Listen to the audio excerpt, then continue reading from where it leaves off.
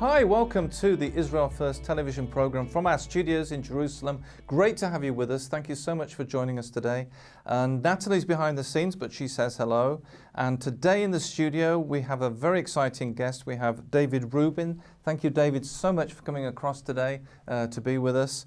David is originally from New York and is the former mayor of Shiloh, Israel. He is the author of The Islamic Tsunami, and his most recent book is More Sparks from Zion, which we'll be talking about in the program today. More Sparks from Zion.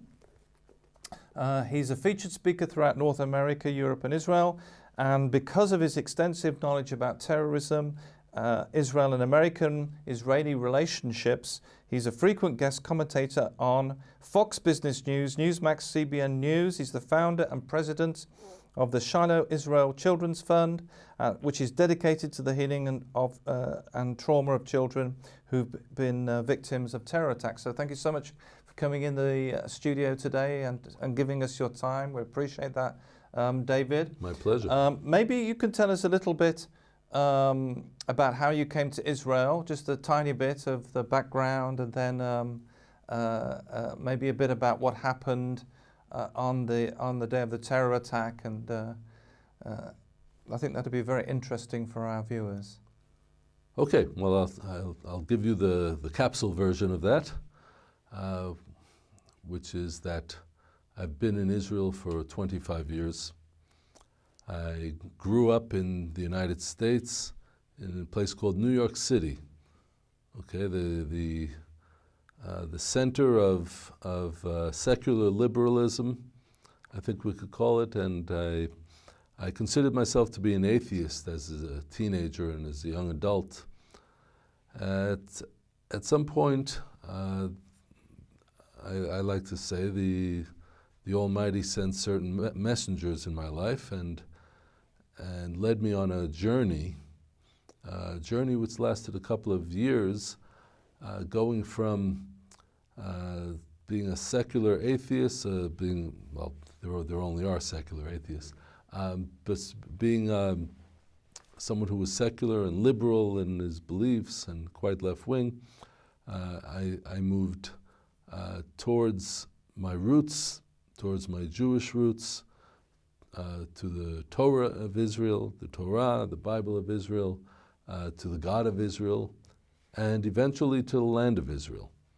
And I moved to Israel, to the land of Israel, and I have been living here for 25 years. But anyway, it was quite a journey. Right, but you didn't choose to move to Tel Aviv or by the coast. You moved into the heartland of Israel. Well, that was something that came from my return to roots.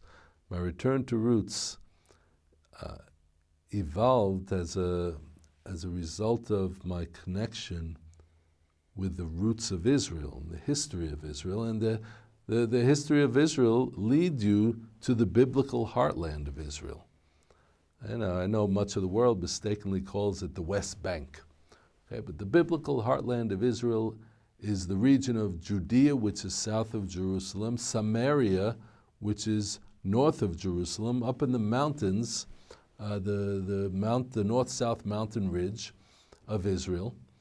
And that is where Shiloh, or much of the world would call it Shiloh, that's where it's located. That was the first capital of ancient Israel. It's where the tabernacle stood for 369 years in the time of Joshua and Hannah and Samuel the prophet.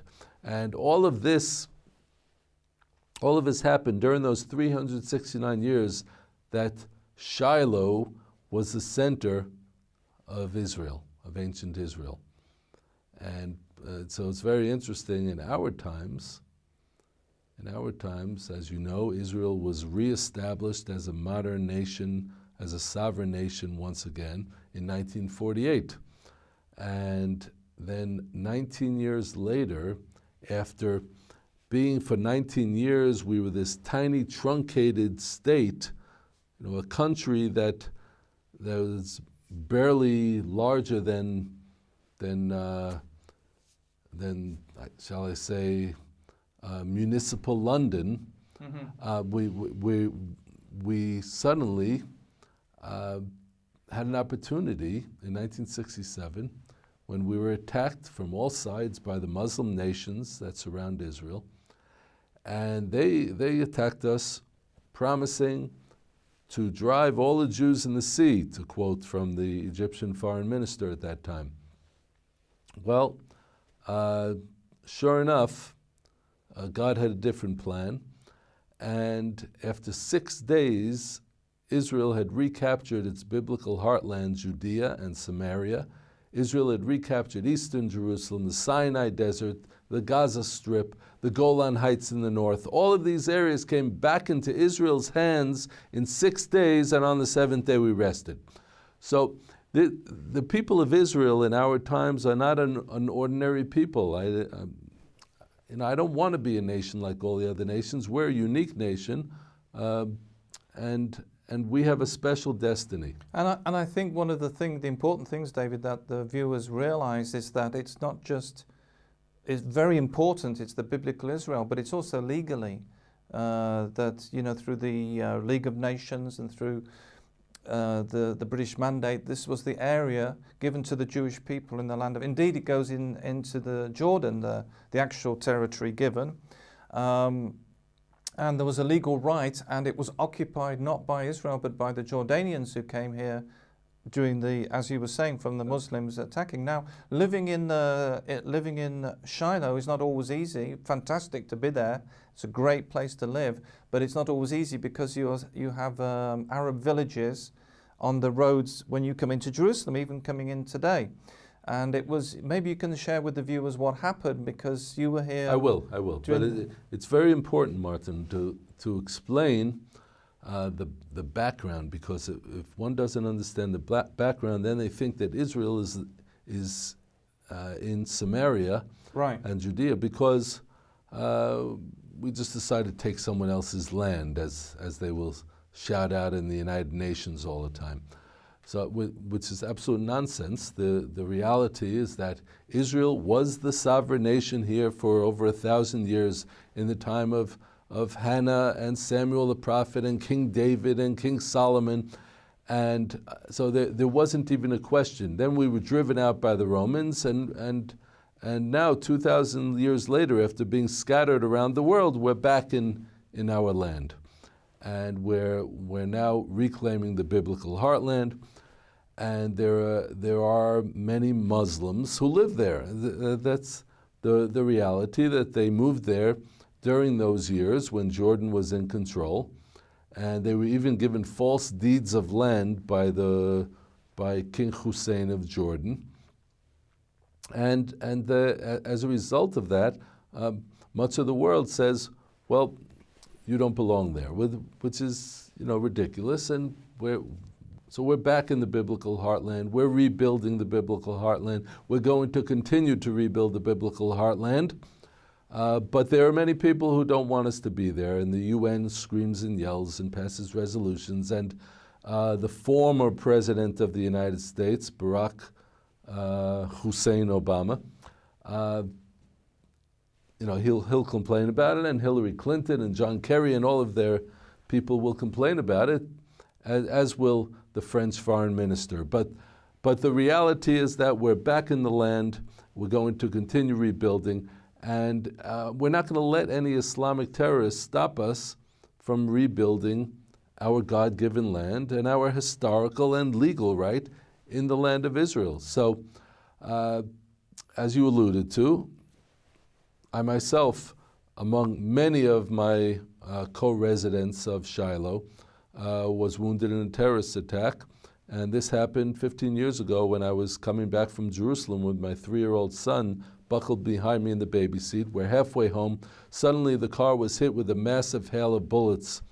There were terrorists on the side of the road with AK-47 assault rifles. These terrorists were from the Fatah terrorist organization, which is the main terrorist organization in the ruling terrorist organization in the Palestinian Authority. And they were shooting at my car. The car went completely dead when the bullets hit. I was shot in the leg. My son was shot in the head. and the bullet that went into his head and through his neck missed his brainstem by 1 millimeter. Now, the car wouldn't start. They were still shooting. The blood is coming out everywhere. 4 or 5 times they tried to start it, and suddenly the car started as if it had never had a problem starting before. I drove 170 kilometers an hour. That's 110 miles an hour for those who don't understand kilometers, to get to the next community up the road where we managed to get an ambulance. We were taken in the ambulance to the hospital in Jerusalem, and I was pronounced the 1,000th victim of terrorism to be hospitalized in that hospital just in that previous year and a half. Well, it was a particularly traumatic experience, I must admit, and for several weeks we were in the hospital, and over the period of several months we both had a couple of operations, each of us, and my son had to go through months of psychological post-trauma therapy. And that was particularly difficult and particularly painful for us to see him going through that pain. It's like a post-traumatic stress after the... Exactly. So he's not just got the physical injuries of the operation and... Well, the wounds, the physical wounds are what we always see, what we always notice.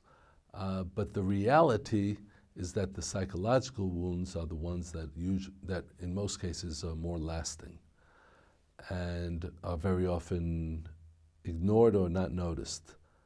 But if they're not noticed or they're ignored, they come out in all of the wrong ways, through sleepless nights and sudden anger attacks, and inability to concentrate in school, on learning, and we've seen this so many times. And as a result of that trauma that my son went through, I decided to start the Shiloh Israel Children's Fund for the purpose of healing the trauma of the terror victim children and, yes, rebuilding the biblical heartland of Israel through those children. So you started a center where you could bring children who'd been in terror attacks and have therapists and... Well, actually, the way we did it is that in the center of Shiloh, there is a school that at that time, 11 years ago, when I first started the Shiloh Israel Children's Fund, they had 450 children, boys and girls together, and I started to build something, and as it grew, the whole operation grew. And so we got partners on board, the Israeli Ministry of Education, the local community, and everyone got together, and of course the Shiloh Israel Children's Fund taking the lead. And so we've established a therapeutic educational campus around 2 schools. It's now 2 schools, a boys' school and a girls' school. And each of them has far more than the amount that they had combined at that time. There are over 2,000 children in the boys' school, and the boys' school and girls' school, the kindergartens, the nurseries, all together, it's well over 2,000 children. We've also built a petting zoo. We have a formal therapy center for using music and art and animals and drama therapy, and even therapeutic horseback riding. We have a therapeutic horse farm. So children who've been in a terror attack and are recovering, they can ride horses and... Exactly so. Wow. But not only those children, because PTSD, post-trauma stress disorder, is a particularly pernicious disease. It inflicts everyone who's been touched by terrorism. It's not just those who have been wounded themselves or have lost family members or siblings. So, for example, we have 2 teachers in our schools. Just in those 2 schools alone, there are 2 teachers who were killed in terrorist attacks. There are several others who've been wounded in terrorist attacks. There are quite a few children who've been wounded in terrorist attacks. So everyone is affected. When you know somebody so close to home, and you know a number of people so close to home who've been killed or wounded in terrorist attacks, the trauma is there. And it's on different levels, but it's there. And the viewers today, you're watching today, and you like to get involved. How can they get involved? How can they help the Shiloh Israel Children's Fund? The best thing to do is to go directly to our website, which is Shiloh. It's 3 words. Shiloh, S-H-I-L-O-H, ShilohIsraelChildren.org. ShilohIsraelChildren.org. And they'll see a lot of videos on that website, a lot of information, and of course, there is a page called the donations page where they can participate with us and partner with us in this great cause. And it's a very practical way for people who are touched by Israel, people who are watching at home. You're watching at home and you want to get involved, and you think, I'd love to get involved. They'd love to be here speaking with you, David, but they would love to get involved somehow practically. Well, that's the point. That's an important point, that sometimes people feel, well, they can pray for Israel, but how can they really stand with Israel in concrete ways as well? You know, certainly not to diminish the power of prayer, but people can really get on board, and they can help Israel and rebuild Israel through the children of Israel. And when we get support, I see every donation that comes in, and I'm telling you, it goes directly to those projects, and it has a tremendous impact on the children of Israel. So we have our therapeutic educational campus. We've also just built the first high school in Shiloh in the past 3,300 years. So that's a big thing. We're also building playgrounds. We're supporting summer camps every summer and youth programs. So anything that has to do with children in the greater Shiloh township and beyond, and other parts of Samaria as well, we're the major force behind it. And it's an amazing work, because, you know, a lot of the times when these things happen, people have family, and you know, they might sit shiva, and this is when they're with the mourning period. The mourning period. Yes. Then you've got family and people who might bring meals, but you've got no one really to talk to, or to, you know, to be counselled with, or to express somehow what you've been through. And this is such an amazing work that you can help the children, who particularly are vulnerable, because of all people, I guess they find it the most difficult to speak about their experience. Well, a child isn't like an adult. An adult can usually go and sit down with a therapist and kind of talk it out. And children tend not to do that. Even the most talkative child will sit there silent at first, and they need intermediaries to bring it out. So whether the intermediaries are the animals, or music, or art, or drama, or some sort of play therapy, the intermediaries open up the child to the therapist, and then the therapist could do her work. So that's how it works. Really fantastic work, and I encourage you today, as you're watching the show, do contact David. You can go to the Shiloh Israel Children's Fund website, and you can see all the details there. Well, David, you've written a new book. You've come into the studio today, and we're very excited. David's written the new book, More Sparks from Zion. Now, the great thing about this is not only are you going to learn about the land of Israel, what's happening here, and news from Israel, but you're actually going to be supporting the Shiloh Israel Children's Fund by every book purchase. Yes, all net proceeds from all 5 of my books go to the Shiloh Israel Children's Fund, yes. And as we come into the studio, it's quite an amazing time. We've just had Donald Trump. By the way, this is the news as we're coming in, and talking about the possibility of the move of the embassy, the United States Embassy being moved from Tel Aviv to Jerusalem. And also, David, they want to do more construction of communities in Judea and Samaria, and more buildings are going to be authorized. Right. Well, one thing that I've noticed already in the Trump administration, which I'm very pleased about, is that since he was elected, and it's only a couple of weeks, granted, the Israeli government has authorized the building permits in several communities in Samaria and Judea, and the American government, the State Department, the Foreign Ministry of the United States, did not say a word about it. And I think that's a big step. It's a big change after 8 years in the wilderness of Obama.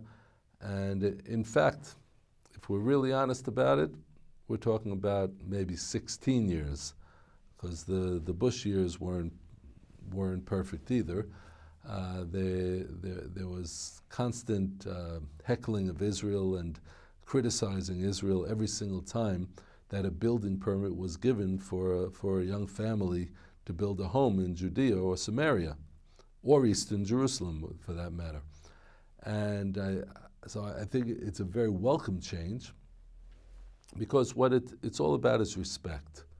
It's saying that the United States now respects Israel and respects Israel's right to decide where its citizens can live and where it's going to give building permits.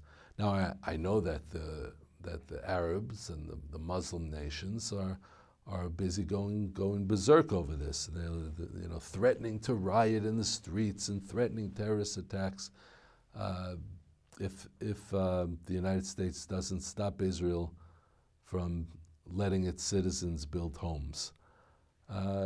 It just shows where their values are. So in Shiloh, are they going to be? Is there any projects, or are you Absolutely, going to be building? Absolutely. There are a couple of housing projects underway right now, and there are more that have been authorized. And after about 15 years of not being able to build homes, and the demand for housing being much greater than the supply, well, it's time that we let the regular market forces do their work. And what you might not know at home is that our viewers might not know is that the difficulty of not being able to live in a community, if you're brought up in one and you want to stay there, your parents are there was nowhere to live because they weren't allowed to build houses, and you had to move out of the community, or it became very difficult to stay, and that was a pressure as well, I guess, David, that people were having to move out, that they couldn't stay in the biblical heartland because there was no housing. Well, certainly, families do like to stay together sometimes, and they should have the right and that freedom, which is a given in any free society. And if they want to get hold of the book, if you'd like to get hold of David's book that is brought into the studio today, More Sparks from Zion, what's the best way they can get that, David? The best thing is to go to the other website. The two websites are linked, but they go to davidrubinisrael.com. Okay? Rubin is spelled R-U-B-I-N. davidrubinisrael.com. And so get hold of the book today, because it's supporting the work of the Shiloh Israel Children's Fund. Visit the website of the Shiloh Israel Children's Fund, and they can contact you, David, and see how they can get involved. I guess you can partner with it, and you can help financially and become involved and get newsletters and start to follow what's going on there. It's been great to be with you today. Thank you so much for coming into the studio. It's been fantastic to have you, David. We really appreciate you coming across. And thank you so much for joining us today. And we'll see you next week on the Israel First TV program.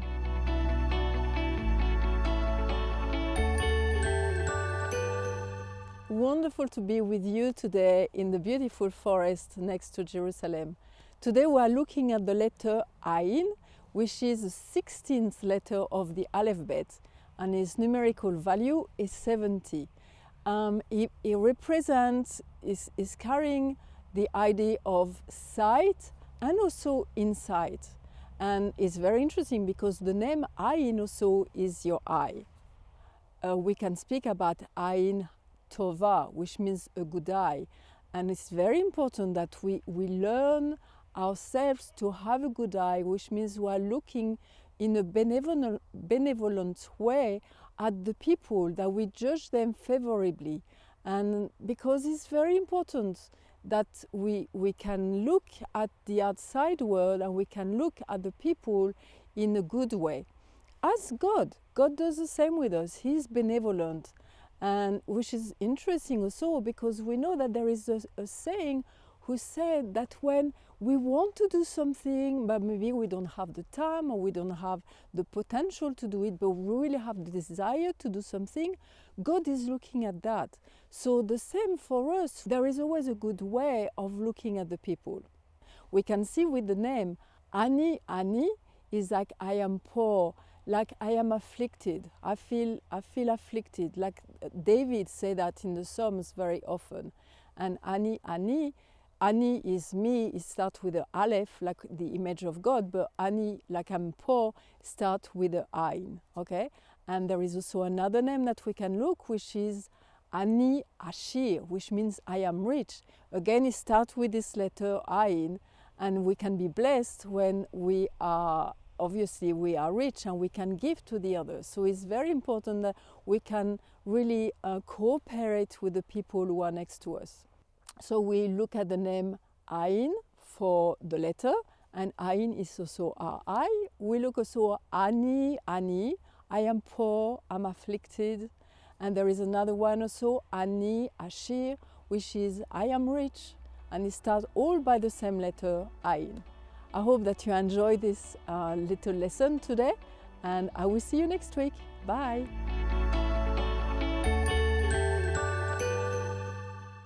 Well, we hope you enjoyed that Hebrew segment and you're learning the Hebrew language with Natalie. Thank you so much for joining us today. Don't forget you can email us at info@israelfirst.org. Visit the website www.israelfirst.org, and don't forget that this is the program that looks at the land, the people and the language.